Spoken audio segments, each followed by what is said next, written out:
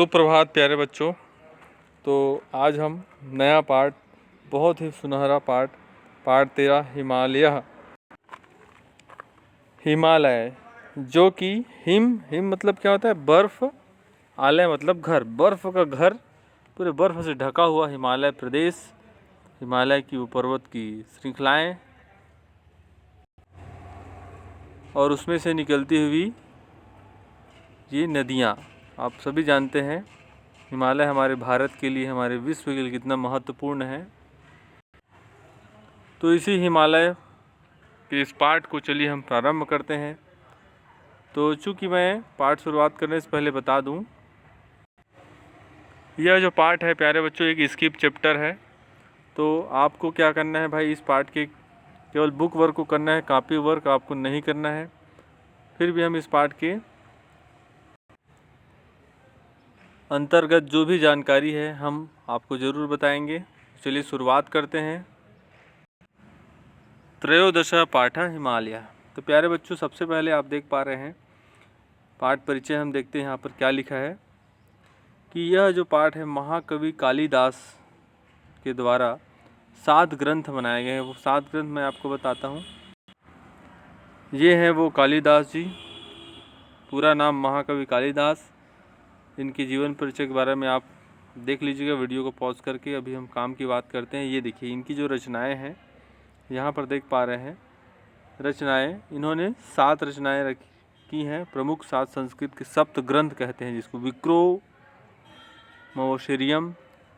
मालकी, मालविका अग्निमित्रम, महाकाव्य है रघुवंशम, कुमार संभव, मेघदूत, ऋतुसंहार। ये देखिए यहाँ पर 3 और 3 6, और ये एक ऊपर में नाटक है अभिज्ञान शाकुंतलम।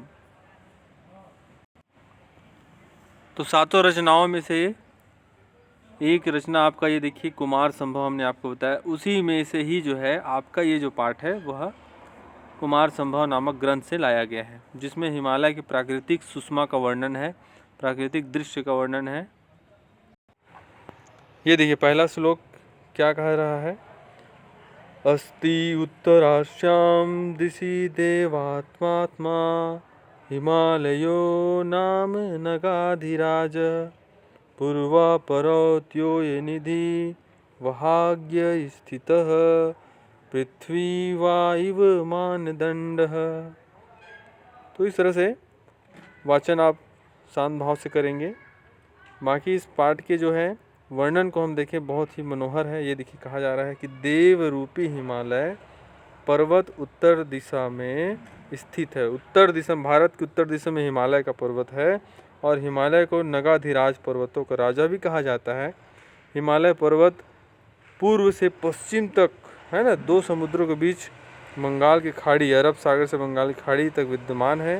हिमालय को पृथ्वी का मानदंड कहा जाता है। ऐसा लगता है कि पृथ्वी में एक स्केल के भांति स्थित है। आगे प्यारे बच्चों मैं चाहूँगा संस्कृत में जो पाठ का श्लोक है इसको आप गृह कार्य दे रहा हूँ मैं आपको। प्यारे बच्चों यहाँ पर आप देख पा रहे हैं, आपको ये जो श्लोक है वो गृह कार्य दिया जा रहा है, आप वाचन करें। इसके हिंदी अनुवाद को अगर हम देखें तो लिखा है, हिमालय अनेक प्रकार के रत्न उत्पन्न करता है, परंतु इन रत्नों की सुंदरता उस पर भरी बर्फ के कारण लुप्त हो जाती है।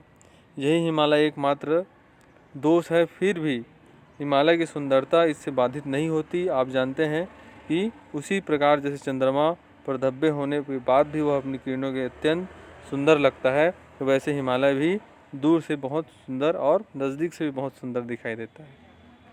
हिमालय के मध्य में क्या होता है भाई, साधुगढ़ बादलों की छाया से आनंदित हो जाते हैं, है ना भाई। हिमालय में गुफा में वो आश्रय लेते हैं। जब वर्षा होती तो भी वहीं पर वो आकर के हिमालय में क्या है आश्रय लेते हैं। और जब क्या होता है भाई, धूप लेना है तो आश्रम से बाहर कहाँ से, गुफा से बाहर निकल जाते हैं। गर्म चोटियों पर आश्रय लेते हैं क्योंकि वहाँ बादल नहीं पहुँच पाते। हाथी यहाँ पर ये देखिए कपोल कंडू माने कि अपनी कनपट्टी की खुजली को मिटाने के लिए देवदारू नामक वृक्षों से अपने कनपट्टी को रगड़ता है, और अपने रगड़े हुए है ना, रगड़ कर अपने खुजली को मिटाता है। और जब रगड़ होती है तो वृक्षों से निकला हुआ सफ़ेद रस जो दूध है वो हिमालय की चोटियों को सुगंधित कर देता है। जिस प्रकार से डरे हुए क्षुद्रों की रक्षा श्रेष्ठ जन करते हैं, है ना भाई, उसी प्रकार हिमालय भी जो है अपनी गुफाओं में सूर्य किरणों से डरे हुए जो उल्लुओं और अंधकार की रक्षा करता है। जो गुफा में बहुत सारे जीव जंतु और स्वयं अंधकार गुफा के अंदर सहारा लेता है, आश्रय लेता है। इस तरह से प्यारे बच्चों यह पाठ मैंने आपको बताया।